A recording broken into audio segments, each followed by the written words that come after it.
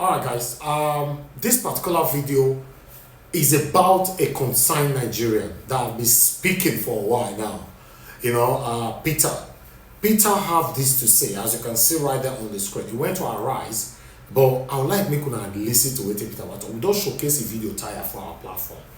These are some of the youth, or rather, one of the few of the youth that I have so much respect for in Nigeria that are speaking truth to power. Now, I'm not saying when it concerns truth, now they, now I did. And anybody embracing truth, you are my friend. Let's listen to what Peter have to say. So in response to the comments, let me just make it clear to you that one of the most difficult jobs in Nigeria or in the world today is speaking for or trying to defend the APC federal government. It is a very, very difficult thing to do because you know why? There is nothing there to defend. So you remember that the APC campaigned for 16 years of PDP misrule. In fact, this president was part of a protest called Occupy Nigeria when the then President Jonathan was trying to remove fuel subsidy, which he eventually have removed today, and yet the devil is in the detail in terms of implementation of sanitizing the oil sector and NNPC.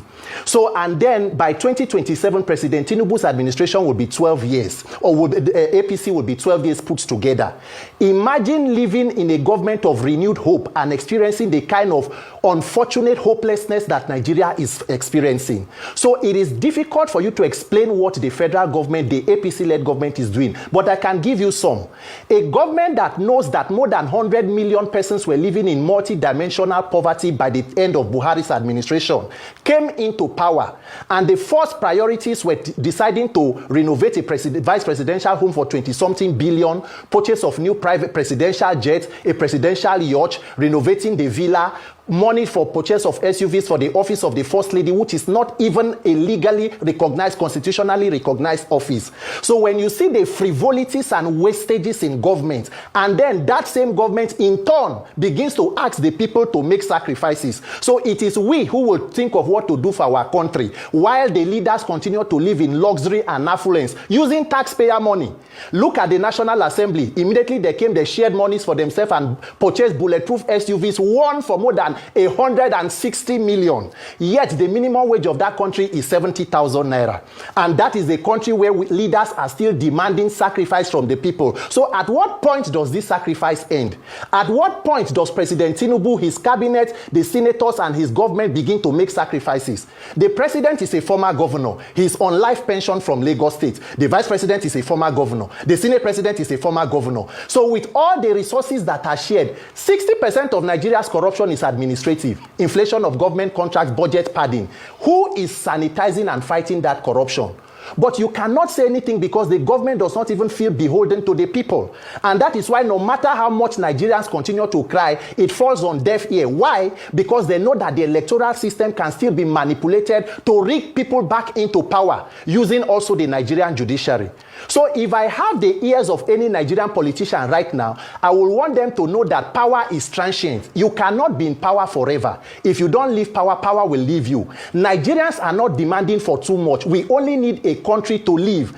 As a Nigerian youth demanding for a better country, I'm not a criminal. There are known criminals that are not being attended to. But once you voice out against the government, they come after you. So Nigerians must decide whether we want to live as slaves in this country or we want to live as freeborns. And that is why I'm telling you that this 30-day challenge must not end with just the 30-day rant. There must be maximum civil pressure on the authorities. Number one, we must reform our electoral process. That is the backbone of corrupt politicians. They know that they can meander their way into the public office without consequences and accountability. So if I'm talking to Nigerian politicians, I'm telling them, your time is up. You either do the right thing for this country or a generation of young Nigerian leaders will wake up and will succeed where you people have failed woefully and continue to fail us. Because Nigerians are hungry, Nigerians are dying, the tension is palpable and the frustration, and the leaders are completely detached from the reality. It is unfortunate, but we as Nigerians must find the wisdom and the courage to fix these institutions,